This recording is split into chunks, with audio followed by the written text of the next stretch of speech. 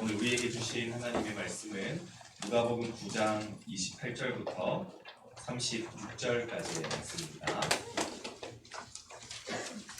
누가복음 9장 28절부터 36절까지 한 절씩 교독하도록 하겠습니다. 이 말씀을 하신 후 8일쯤 되어 예수께서 베드로와 요한과 야고보를 데리고 기도하시러 산에 올라가사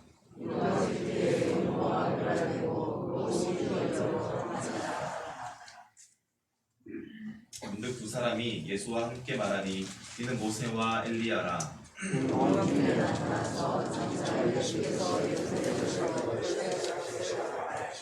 베드로와 및 함께 있는 자들이 깊이 졸다가 온전히 깨어나 예수의 영광과 및 함께 선 두 사람을 보더니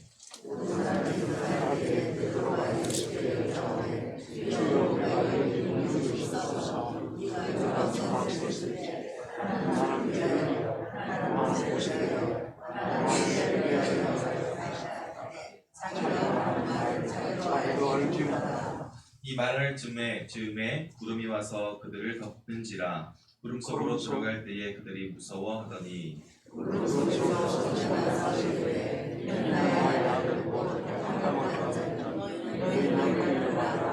같이 읽겠습니다. 소리가 그침에 예수만 보이더라. 제자들이 찾아가며 그 온 것을 보고 싶은지 그때에는 아무도 있지 아니하니라.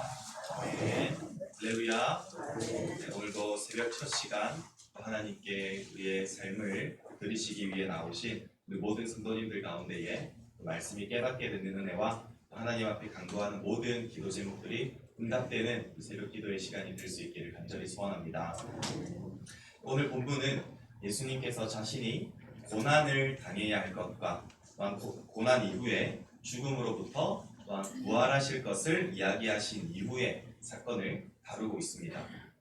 예수님께서는 이 말씀을 하신 이후 8일쯤 되어 베드로와 야고보와 요한을 데리고 산으로 올라가십니다. 그 목적은 바로 산에서 기도하시기 위함이었습니다. 항상 예수님께서는 이 큰 일을 앞두고 항상 기도하시곤 하셨던 대로 그 습관에 따라 함께 기도하시러 올라가고자 하는 목적이 있으셨던 것이죠. 그렇게 예수님께서 기도하고 계시는 얼마 후 예수님께서 기도하시는 가운데 예수님께 변화가 나타나게 됩니다. 29절 말씀 같이 한번 읽어보도록 하겠습니다. 기도하실 때에 용모가 변화되고 묘시 휘어져 광채가 나더라. 예수님의 용모가 변화되고 예수님께서 입으셨던 옷이 휘어져서 광채가 났던 것입니다. 이 구약시대에서 사람에게 광채가 났던 사건을 다루는 본문은 출애굽기 34장인데요. 출애굽기 34장은 모세가 시내산에서 율법을 받아 들고 이렇게 내려오던 그때에 모세의 얼굴 피부에 이 광채가 남으로써 그것을 바라본 이스라엘 백성들이 그의 모습을 보고 두려워했다라고 기록이 되어 있죠. 곧 백성들은 이 모세에게서부터 나오는 이 광채, 곧 이것이 이 하나님의 영광이었다라는 것을 깨닫게 된 그것으로부터 그들이 두려워했던 것이었습니다. 그러나 사실 이 광채는 모세 그 자체로부터 난 것이 아니라 바로 이 하나님의 광채가 단지 모세에게 비치게 된 것뿐이었습니다. 하나님의 광채가 모세에게 비치자 백성들은 하나님의 임재를 바라보며 영광을 바라보며 두려워했던 것이었죠. 그런데 이 비치는 것과는 비교할 수도 없는 지금 예수님으로부터 나오는 그 광채는 예수님 그 자체로부터 나오는 광채를 의미하는 것입니다. 이 뜻은 예수님은 모세와는 비교할 수도 조차 없는 존재, 곧 그분은 하나님이시자 하나님의 아들이신 예수 그리스도이심을 이 누가는 증거하고 있는 것입니다. 예수님께서는 원래부터 그분의 크신 영광을 가지고 계셨던 하나님이셨지만 하나님의 뜻에 따라 백성들을 구원하시기 위해서 사람의 몸을 입고 이 땅에 오셨기 때문에 그 놀라운 그 크신 영광이 단지 가리워져 있었던 것 뿐이었다라는 점이죠. 그리고 예수님께서 변화되신 것과 더불어서 이 구약 성경에 있어서 아주 핵심이라고 말할 수 있는 성경의 중요한 두 인물이 등장하고 있는데요. 그 인물은 바로 모세와 엘리야입니다. 이 두 사람은 영광 중에 나타났다라고 기록되어 있는데 이 말은 그들이 하늘의 존재라는 것을 말해주고 있는 것입니다. 특히 그들은 예수님과 함께 이 대화를 나누고 있었는데요. 그 대화의 내용은 31절에 기록되어 있는 대로 예수님께서 예루살렘에서 별세하실 것이다 라는 대화입니다.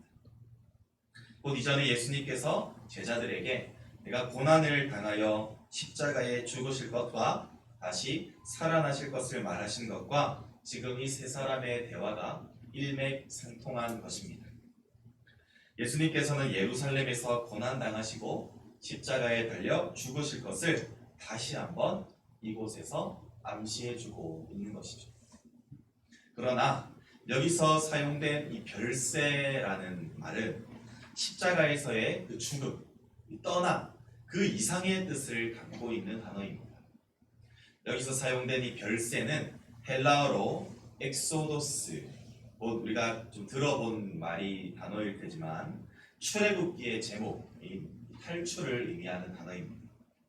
그러니까 예수님께서 예루살렘에서 죽으실 목적은 그냥 단지 십자가에 달려 죽으시고 승천하실, 그렇게 떠나시는 그 이상의 뜻인 바로 이스라엘 백성들의 완전한 죄로부터의 탈출을 시키기 위한 하나님의 계획이 담겨 있다는 뜻이라는 것이죠. 그렇습니다. 우리 예수님께서는 하나님으로서 완전하신 영광을 가지고 계시는 분이시지만 하나님의 백성들을 이 사망의 권세로부터 탈출시키기 위해 이 완전한 사람의 몸을 입고 이 땅에 오신 것입니다.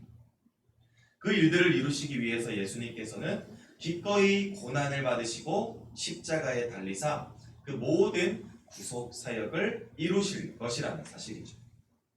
그러나 예수님의 구속 사역은 이 죽음으로 끝나는 것이 아니라 부활하시고 그 모든 사망의 권세를 이기신 이후에 승천하심으로써 이 완성되는 것입니다.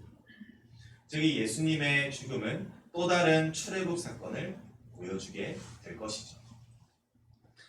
이 바로의 속박 가운데 고통당하던 이 백성들을 구원하여 출애굽시키고 약속의 땅으로 백성들을 인도하였던 모세와 같이 또한 이 이스라엘 백성들이 우상 숭배에 빠졌을 때 바알을 섬기는 이 850명의 추종자와의 전투에서 이김으로써 다시 하나님이 살아계시고 다시 그들을 하나님께로 백성들을 인도하였던 엘리야와 같이 우리 예수님께서는 사망의 권세로부터 백성들을 구원해 주시고 죄로부터 해방시켜내시어 궁극의 약속의 땅, 곧 하나님 나라로 백성들을 인도하시기 위해 별세하실 것을 그들의 대화를 통해 우리에게 말해주고 있다라는 점입니다.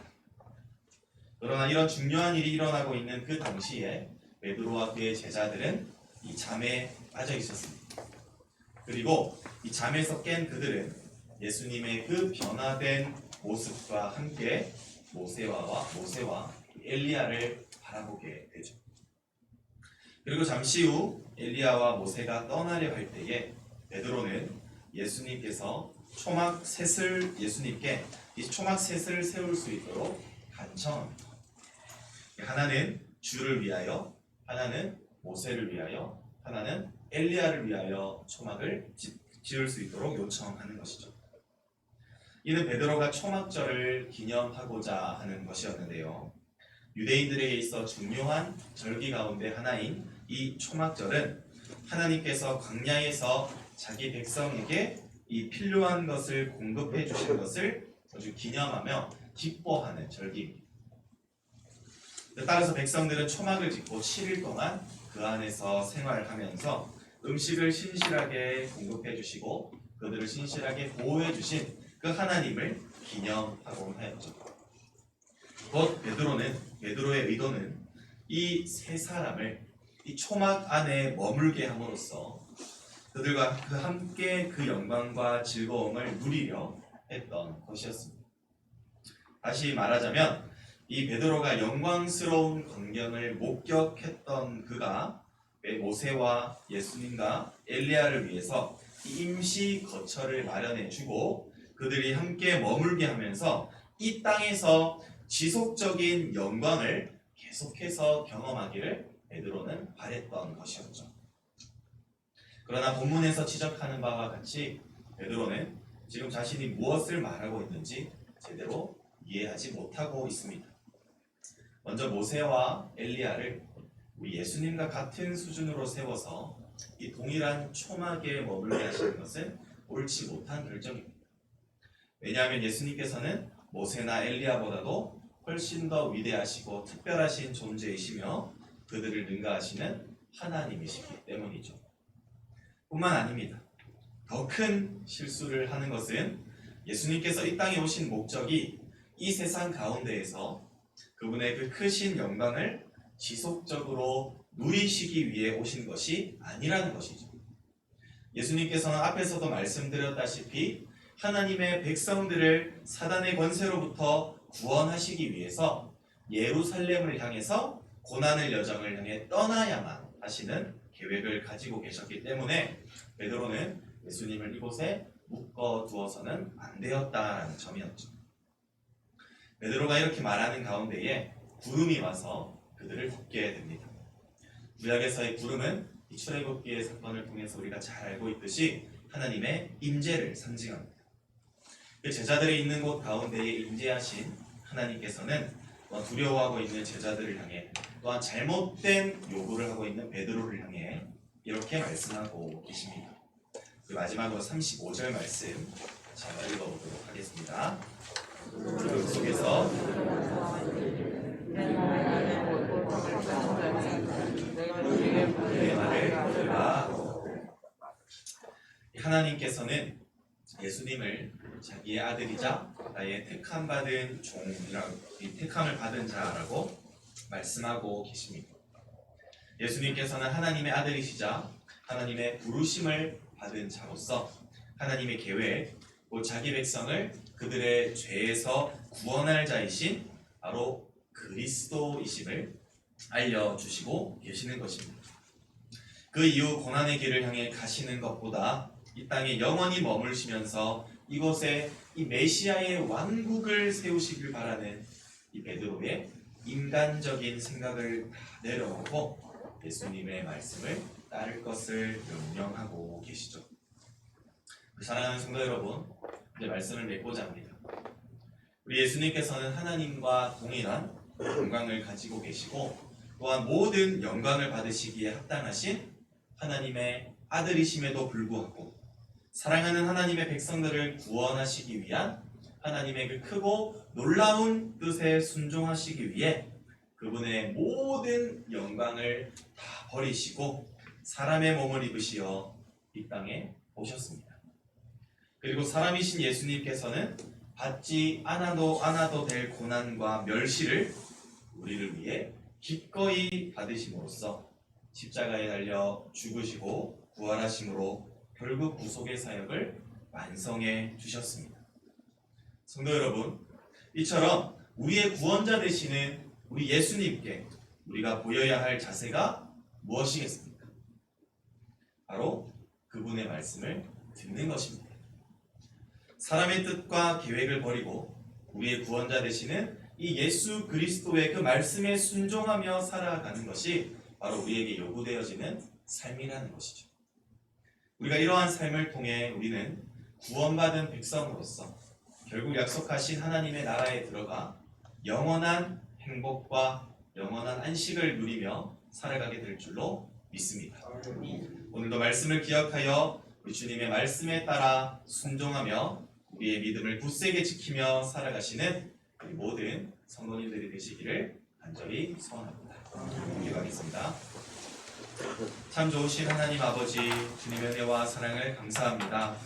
하나님 아버지, 오늘도 우리에게 말씀하여 주시옵시고 오늘 본문을 통해서 하나님의 그 뜻과 우리를 위해서 기꺼이 십자가에 달리신 예수 그리스도의 그 크신 사랑을 풍성히 알게 하시니 참으로 감사합니다. 하나님 아버지, 하나님께서 우리를 너무나도 사랑하심으로써 독생자 되시는 예수 그리스도를 이 땅에 보내어 주셨을 뿐만 아니라 그분을 십자가에 달려 죽으시게 하심으로써 우리를 살려주신 하나님, 너무나도 감사합니다.